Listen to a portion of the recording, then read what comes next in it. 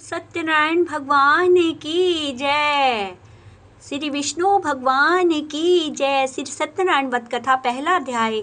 एक समय नैमिषारण्य तीर्थ में शौनक आदि 88,000 ऋषियों ने श्री सूत जी से पूछा, हे प्रभु, इस घोर कलयुग में वेद विद्या रहित मनुष्य को प्रभु भक्ति किस प्रकार मिलेगी तथा उसका उद्धार कैसे होगा। इसलिए हे मुनि श्रेष्ठ, ऐसा कोई तप व्रत बतलाएं जिससे पुण्य में समय प्राप्त होवे और मनोवांछित फल मिले। उस कथा को सुनने की हमारी हार्दिक इच्छा है। शास्त्र ज्ञाता जिसु सूत जी बोले, हे वैष्णव में पूज्य, आप सबने सर्व प्राणियों के हित की बात पूछी है। अब मैं उस श्रेष्ठ व्रत को आप लोगों से कहूंगा जिस व्रत को नारद जी ने श्री लक्ष्मी नारायण जी से पूछा था और श्री लक्ष्मीपति ने मुनि श्रेष्ठ नारद से कहा था। सो ध्यान से सुनो। एक समय योगी राज नारद जी दूसरों के हित की इच्छा से अनेक लोकों में घूमते हुए मृत्यु लोक में आ पहुंचे। यहाँ अनेक योनियों में जन्मे हुए प्राय सभी मनुष्यों को अपने कर्मों के द्वारा अनेक दुखों से पीड़ित देखकर सोचा कि इस यत्न के करने से इनके दुखों का नाश हो सकेगा। ऐसे मन में सोचकर मुनि श्रेष्ठाति नारद जी विष्णु लोक को गए। वहाँ श्वेत वर्ण और 4 भुजाओं वाले देवों में ईश नारायण जी को देखा, जिनके हाथों में शंख चक्र गदा और पद्म थे तथा बरमाला पहने हुए थे। उन्हें देखकर नारद जी उनकी स्तुति करने लगे। हे भगवान, आप अत्यंत शक्ति के संपन्न हैं। मन और वाणी से आपको नहीं पा सकते। आपका मध्य और अंत नहीं। निर्गुण स्वरूप सृष्टि के कारण भूत व भक्तों के दुखों को नष्ट करने वाले हो। आपको मेरा नमस्कार है। नारद जी ने इस प्रकार की स्तुति सुनकर विष्णु भगवान बोले कि हे मुनि श्रेष्ठ, आपके मन में क्या है? आपका यहाँ किस काम के लिए आगमन हुआ है? निसंकोच कहो। तब नारद मुनि बोले, मृत्यु लोक में सब मनुष्य जो अनेक योनियों में पैदा हुए हैं, अनेक अपने अपने कर्मों के द्वारा अनेक प्रकार के दुखों से दुखी हो रहे हैं। नाथ, मुझ पर दया रखते हो तो बतलाइए, उन मनुष्यों के सब दुखों को थोड़े ही समय के प्रयत्न से कैसे दूर कर सकते हैं। श्री विष्णु भगवान जी बोले, हे नारद, मनुष्यों की भलाई के लिए तुमने बहुत अच्छी बात पूछी है। जिस काम के करने से मनुष्य मोह से छूट जाता है, यह मैं तुम्हें कहता हूँ, सुनो। बहुत पुण्य देने वाला, स्वर्ग और मृत्यु लोक दोनों में दुर्लभ सत्यनारायण का व्रत है। आज मैं प्रेमवश होकर तुमसे कहता हूँ, श्री सत्यनारायण का ये व्रत अच्छी तरह से विधि पूर्वक संपन्न करके मनुष्य तुरंत ही यहाँ सुख भोग कर मरने पर मोक्ष को प्राप्त होता है। श्री विष्णु भगवान के वचन सुनकर नारद बोले कि उस व्रत का फल क्या है, क्या विधान है और किस ने ये व्रत किया है और किस दिन ये व्रत करना चाहिए। हे भगवान, आप विस्तार से बताएं। भगवान बोले, हे नारद, दुख शोक आदि को दूर करने वाला, धन धान्यों को बढ़ाने वाला और सौभाग्य तथा संतान को देने वाला ये व्रत सब स्थानों पर विजय दिलाने वाला है। भक्ति और श्रद्धा के साथ किसी भी दिन संध्या के समय श्री सत्यनारायण का शाम के समय ब्राह्मणों और बंधुओं के साथ धर्मपरायण होकर पूजा करें। भक्ति भाव से नैवेद्य प्रसाद, केले का फल, घी, दूध और गेहूं का चूरमा सवाया सेवे लेवें। गेहूं के अभाव पे माठी व चूर्ण, शक्कर और गुड़ लेवें और श्रद्धा भाव से भगवान को अर्पण करें तथा बंधु बांधवों सहित ब्राह्मणों को भोजन करावें। तत्पश्चात स्वयं भोजन करें। अंत में भजन आदि का आचरण कर श्री सत्यनारायण भगवान का स्मरण करता हुआ समय व्यतीत करें। इस तरह व्रत करने पर मनुष्यों की सभी इच्छाएं निश्चय पूरी होती हैं। विशेषकर इस घोर कलयुग में इससे सरल उपाय कोई नहीं है। बोलो सत्यनारायण भगवान की जय। श्रीमन नारायण नारायण नारायण, विष्णु नारायण नारायण नारायण, दंडी नारायण नारायण नारायण, श्रीमन नारायण नारायण नारायण, विष्णु नारायण नारायण नारायण। दूसरा अध्याय। सूत जी बोले, हे ऋषियों, जिन्होंने सबसे पहले इस व्रत को किया था उसका इतिहास कहता हूँ, ध्यान से श्रवण करो। सुंदर काशीपुरी नगर में एक अत्यंत गरीब ब्राह्मण रहता था। वह भूख और प्यास से विचलित पृथ्वी पर दर दर घूमता था। ब्राह्मणों से प्रेम भाव रखने वाले श्री भगवान ने ब्राह्मण को दुखी देखकर एक बूढ़े ब्राह्मण का रूप धारण किया और उसके पास जाकर आदर के साथ पूछा, हे विप्र, आप अत्यंत दुखी होकर इस पृथ्वी पर क्यों घूम रहे हो? हे श्रेष्ठ ब्राह्मण, ये सब मुझसे कहो, मैं सुनना चाहता हूँ। ब्राह्मण बोला, मैं एक निर्धन ब्राह्मण हूँ, भिक्षा के लिए पृथ्वी पर फिरता हूँ। हे भगवान, यदि आप इससे छुटकारा पाने का कोई उपाय जानते हैं तो कृपा करके मुझे बतलाइए। वृद्ध ब्राह्मण बोला, घोर कलयुग में श्री सत्यनारायण भगवान मनवांछित फल देने वाले हैं, इसलिए हे ब्राह्मण तू उनका पूजन कर, जिसके करने से मनुष्य सब दुखों से मुक्त हो जाता है। ब्राह्मण को व्रत का सारा विधान बताकर बूढ़े ब्राह्मण का रूप धारण करने वाले श्री सत्यनारायण भगवान अंतर ध्यान हो गए। जिस व्रत को वृद्ध ब्राह्मण ने बतलाया था मैं उसको अवश्य करूंगा, ये निश्चय कर उस ब्राह्मण को रात भर नींद नहीं आई। वह सवेरे जल्दी उठकर श्री सत्यनारायण के व्रत का निश्चय कर भिक्षा के लिए चल दिया। उस दिन उसको भिक्षा में बहुत सारा धन मिला, जिससे बंधु बांधवों के साथ उसने भगवान श्री सत्यनारायण का व्रत किया। इसके करने से वह ब्राह्मण सब दुखों से छूटकर अनेक प्रकार की संपत्तियों से युक्त हुआ। उस समय से वह ब्राह्मण हर मास व्रत करने लगा। इस तरह से सत्यनारायण भगवान के व्रत को जो शास्त्र विधि के अनुसार श्रद्धा पूर्वक करेगा वह सब पापों से छूटकर मोक्ष को प्राप्त हो जाएगा। इस तरह नारद जी से श्री लक्ष्मी नारायण का कहा हुआ ये व्रत मैंने तुमसे कहा है विप्रो, मैं अब और क्या कहूँ, मुझसे क्या कहें। ऋषि बोले, हे मुनीश्वर, संसार में इस ब्राह्मण से सुनकर किस किस ने इस व्रत को किया, हम सब ये सुनना चाहते हैं, इसके लिए हमारे मन में श्रद्धा है। सूत जी बोले, हे मुनियों, जिसने इस व्रत को किया है वह सुनो। एक समय में एक ब्राह्मण धन और ऐश्वर्य के अनुसार बंधु बांधवों के साथ व्रत करने को तैयार हुआ। उसी समय एक लकड़ी बेचने वाला बूढ़ा आदमी आया और लकड़ियों को बाहर रखकर ब्राह्मण के मकान में गया। उससे उसी दुखी लकड़हारा उसको वध करते देखकर ब्राह्मण को नमस्कार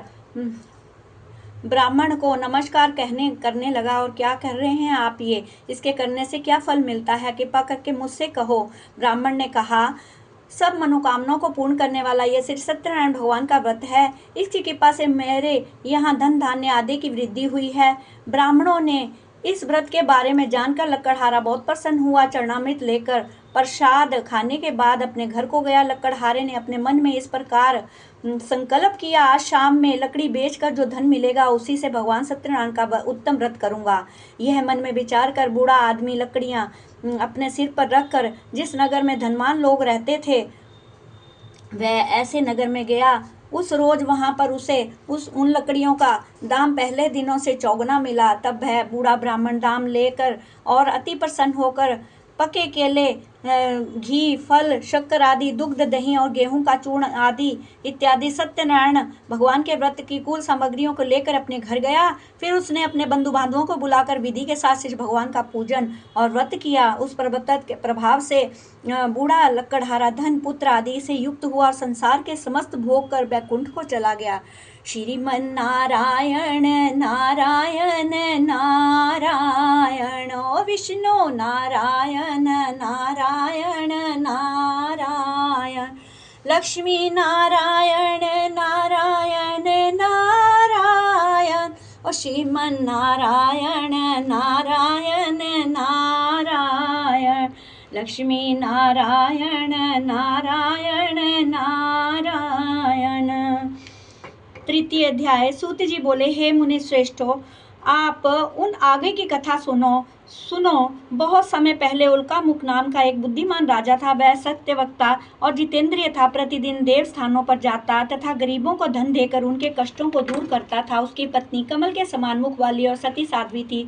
भद्रशिला नदी के तट पर उन दोनों ने श्री सत्यनारायण भगवान का व्रत किया। उस समय वहाँ एक साधु नामक एक वैश्य आया। उसके पास व्यापार के लिए बहुत सारा धन था। वह नाव को किनारे पर ठहरा कर राजा के पास आ गया और राजा को व्रत करते हुए देखकर विनय से एक साथ पूछने लगा, हे राजन, भक्ति युक्त चित्त से आप ये क्या कर रहे हैं, मेरी सुनने की इच्छा है, सो आप मुझसे ही बतलाइए। राजा बोले, हे साधु, अपने बांधवों के साथ पुत्र आदि की प्राप्ति के लिए महान शक्तिवान श्री सत्यनारायण भगवान का व्रत व पूजन कर रहा हूँ। राजा के वचन सुनकर साधु आदर से बोला, हे राजन, मुझसे इसका सब विधान करो, मैं भी आपके कथनानुसार इस व्रत को करूंगा। मेरे भी कोई संतान नहीं है और इससे निश्चय ही होगी। राजा से सब विधान सुनकर व्यापार ने निवृत्त हो वह आनंद के साथ अपने घर गया। साधु वैश्य अपनी स्त्री के साथ संतान देने वाला उस व्रत का समाचार सुनाया और व्रत प्रण किया कि जब मेरे संतान होगी तब मैं इस व्रत को करूंगा। साधु के ऐसे वचन सुन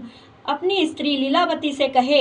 एक दिन उसकी स्त्री लीलावती पति के साथ आनंदित हो सांसारिक धर्म से प्रवृत्त होकर श्री सत्यनारायण भगवान की कृपा से गर्भवती हुई और 10वें महीने से उसके यहाँ एक सुंदर कन्या का जन्म हुआ। दिनों दिन वह इस तरह बढ़ने लगी जैसे शुक्ल पक्ष का चंद्रमा बढ़ता है। कन्या का नाम कलावती रखा गया।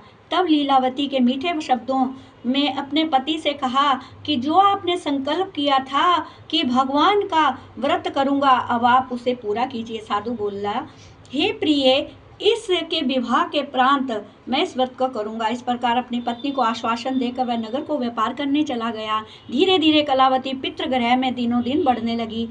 लौटने पर साधु ने जब नगर में सखियों के साथ अपनी पुत्री को खेलते हुए देखा तो तुरंत दूत बुलाकर कहा कि पुत्री के वास्ते कोई सुयोग्य वर देख कर लाओ। साधु नामक वैश्य की आज्ञा पाकर दूत कंचन नगर में पहुंचा। वहां पर बड़ी खोज कर देखभाल कर लड़की के लिए सुयोग्य बाणिक पुत्र ले आया। उस सुयोग्य लड़के को देखकर साधु ने अपने बंधु बांधवों सहित प्रसन्नोचित होकर अपनी पुत्री का विवाह उसके साथ कर दिया। किंतु दुर्भाग्य से विवाह के समय भी उस व्रत को करना भूल गया। तब श्री भगवान क्रोधित हुए और उन्होंने वैश्य को शाप दिया कि तुम्हें दारुण दुख प्राप्त होगा। अपने कार्य में कुशल साधु बन्या जामाता सहित नावों को लेकर व्यापार करने के लिए समुद्र के समीप स्थित रतनपुर नगर में गया और वहां दोनों ससुर जमाई चंद्रकेतु राजा के उस नगर में व्यापार करने लगे।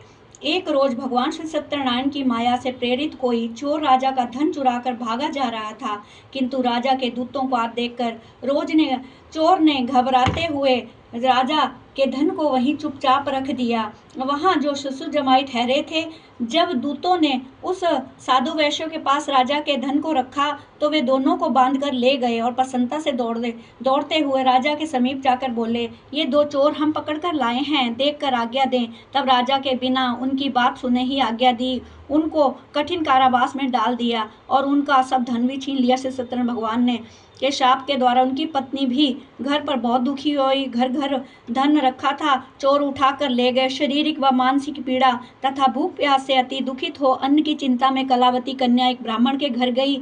वहां उसने श्री सत्यनारायण भगवान का व्रत होते देखा। फिर कथा सुनी तथा प्रसाद ग्रहण कर रात को घर आई। माता ने कलावती से कहा, हे पुत्री, तू अब तक कहाँ रही और तेरे मन में क्या है? कलावती बोली, हे माता, मैंने एक ब्राह्मण के घर से सत्यनारायण भगवान का व्रत होते हुए देखा है। उसके वचन सुनकर लीलावती भगवान ने पूजन को तैयारी करने लगी। लीलावती ने परिवार और बंधुओं सहित श्री सत्यनारायण भगवान का पूजन किया और वर मांगा कि मेरे पति और दामाद शीघ्र आ जाएं। साथ ही प्रार्थना की कि हम सबका अपराध क्षमा करें। श्री सत्यनारायण भगवान इस व्रत के संतुष्ट हो गए और राजा चंद्रकेतु को स्वप्न में दर्शन देकर कहा, हे राजन, जिन दोनों वैश्यों को तुमने कैद कर रखा है वे निर्दोष हैं, उन्हें प्रातःकाल ही छोड़ दो और उनका सब धन जो तुमने ग्रहण किया है वह दे दो, नहीं तो मैं तेरा सारा धन, राज्य, पुत्र आदि सब नष्ट कर दूंगा। राजा के ऐसे वचन सुनकर भगवान अंतर ध्यान हो गए। प्रातःकाल राजा चंद्रकेतु ने सभा में अपना स्वप्न सुनाया और सैनिकों को आज्ञा दी कि दोनों बाणिक पुत्रों को कैद से मुक्त कर सभा में लाया जाए।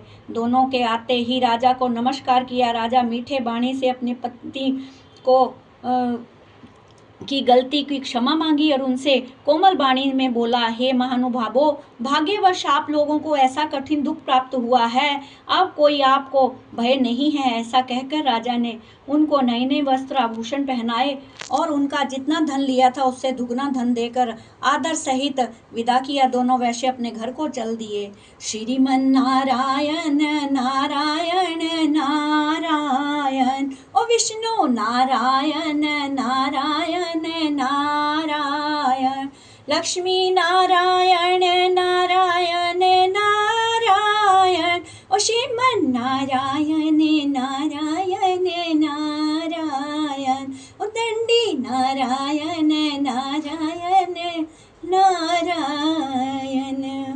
चतुर्थ अध्याय। सूत जी बोले, वैश्यों में मंगलाचार करके यात्रा आरंभ की और अपने नगर को चला। उनसे थोड़ी दूर निकलने पर दंडी वेशधारी श्री सत्यनारायण ने उनसे पूछा, हे साधु, तेरी नाभ में क्या है? अभिमानी बाणिक हंसता हुआ बोला, हे दंडी, आप क्यों पूछते हो? क्या धन लेने की इच्छा है? मेरी नाभ में तो बेल और पत्ते हैं। वैश्य का कठोर वचन सुनकर श्री भगवान ने कहा, तुम्हारा वचन सत्य हो। दंडी ऐसा कहकर वहां से चले गए और कुछ देर जाकर समुद्र के किनारे बैठ गए और दंडी के जाने पर वैश्य ने नित्य क्रिया के बाद नाव को ऊंची उठा देखकर अचंभा किया तथा नाव में बेलपत्र आदि देखकर मूर्छित तो जमीन पर गिर पड़ा। फिर मूर्छा खुलने पर अत्यंत शोक प्रकट करने लगा और उसका दामाद बोला कि आप शोक ना करें, ये दंडी महाराज का शाप है, अतः उनकी शरण में चलना चाहिए, तभी हमारी मनोकामना पूर्ण होगी। दामाद के वचन सुनकर दंडी महाराज के पास पहुंचा और अत्यंत भक्तिभाव से नमस्कार करके बोला, मैंने जो आपसे असत्य वचन कहे थे उनको क्षमा करो। ऐसा कहकर भगवान महान शोकाकुल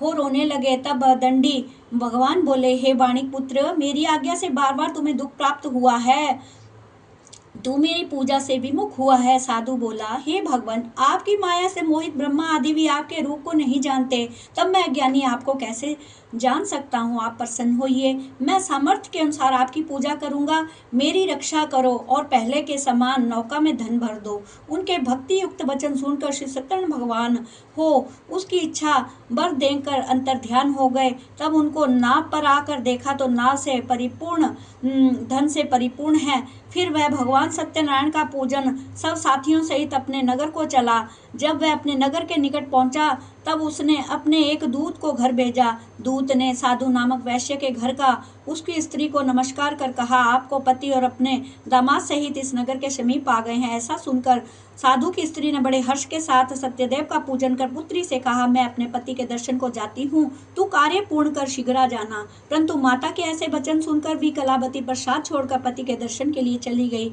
प्रसाद की अवज्ञा के कारण सत्यदेव ने रुष्ट होकर उसके पति को नाव सहित पानी में डुबो दिया। कलावती अपने पति को ना देख सकी और रोती हुई जमीन पर गिर पड़ी। इस तरह नौका को डूबा हुआ कन्या को रोती हुई देखकर साधु दुखित हो बोला, हे भगवान, मुझसे ये मेरे परिवार से जो भूल हुई है उसे क्षमा करो। उसके दीन वचन सुनकर सत्यदेव भगवान प्रसन्न हो गए और आकाशवाणी हुई, हे साधु वैश्य, तेरी कन्या तेरे प्रसाद को छोड़कर आई है, इसलिए इसका पति अदृश्य हुआ है।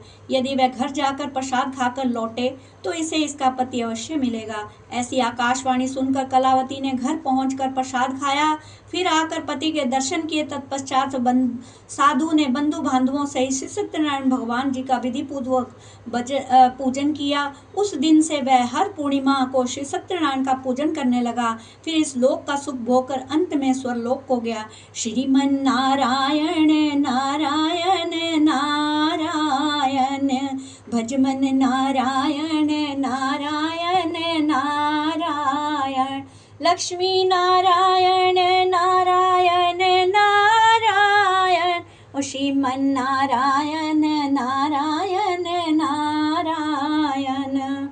5वां अध्याय।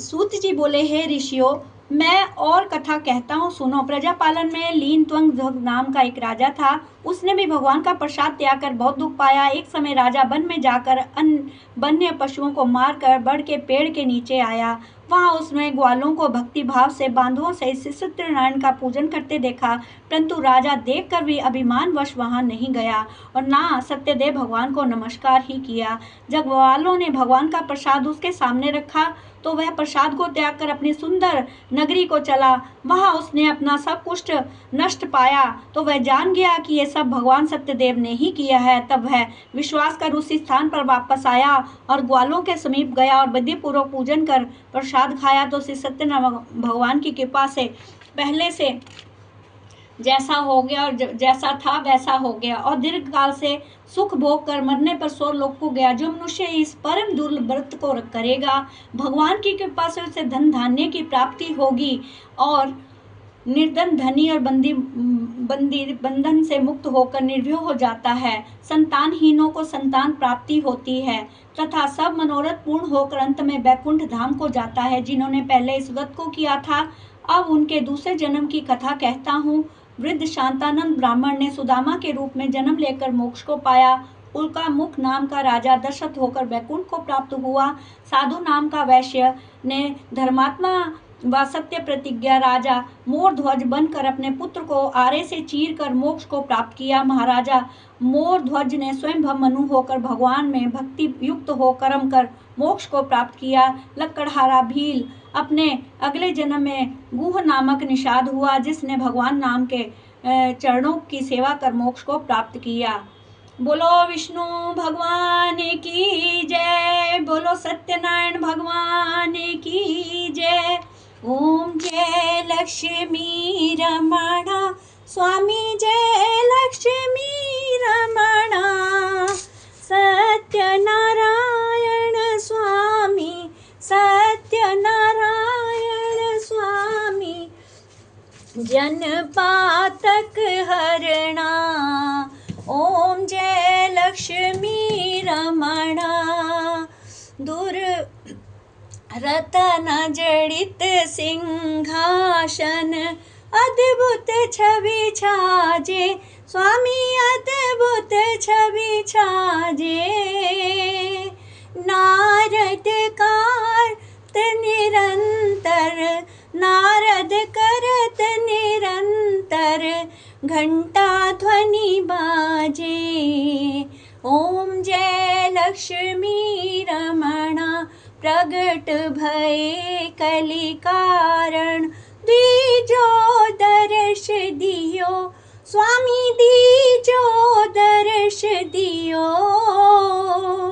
बूढ़ो ब्राह्मण बन कर कंचन महल कियो। ओम जय लक्ष्मी रमणा। दुर्बल भील कठोरी, जिन पर कृपा करी स्वामी, जिन पर कृपा करी। चंद्रचूड़ एक राजा, चंद्रचूड़ एक राजा, जिनकी विपत्ति हरी। ओम जय लक्ष्मी रमणा। भाव भक्ति के कारण छिन छिन रूप धर्यो स्वामी, छिन छिन रूप धर्यो। श्रद्धा धारण कीनी, श्रद्धा धारण कीनी, तिनके काज सर्यो। ओम जय लक्ष्मी रमणा। विश्व मनोरथ पायो, श्रद्धा तज दीनी स्वामी, श्रद्धा तज दीनी। सो फल भोग्य प्रभु जी, फिर स्तुति कीनी। ओम जय लक्ष्मी रमणा। ग्वाल बाल संग राजा, मन में भक्ति करी स्वामी, मन में भक्ति करी। मन वांछित फल पावत, मन वांछित फल पावत, दीन दयाल हरि। ओम जय लक्ष्मी रमणा।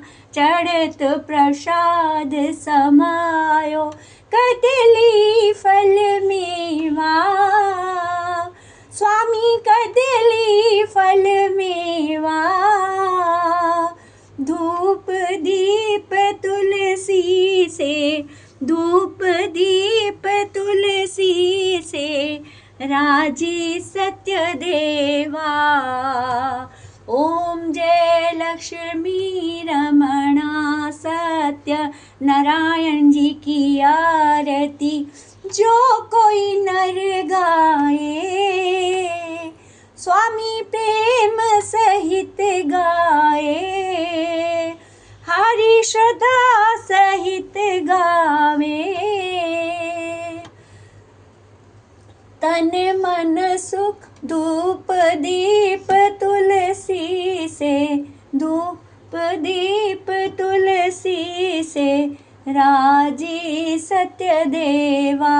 ओम जय लक्ष्मी रमणा। श्री सत्यनारायण जी की आरती जो कोई नर गावे, प्रभु प्रेम सहित गाए। कहत शिवानंद स्वामी, मन भजत हरि हर स्वामी, मन वांछित फल पाए। ओम जय लक्ष्मी रमणा। बोलो लक्ष्मी नारायण भगवान की जय, बोलो सत्यनारायण भगवान की जय, बोलो श्री सत्यदेव भगवान की जय।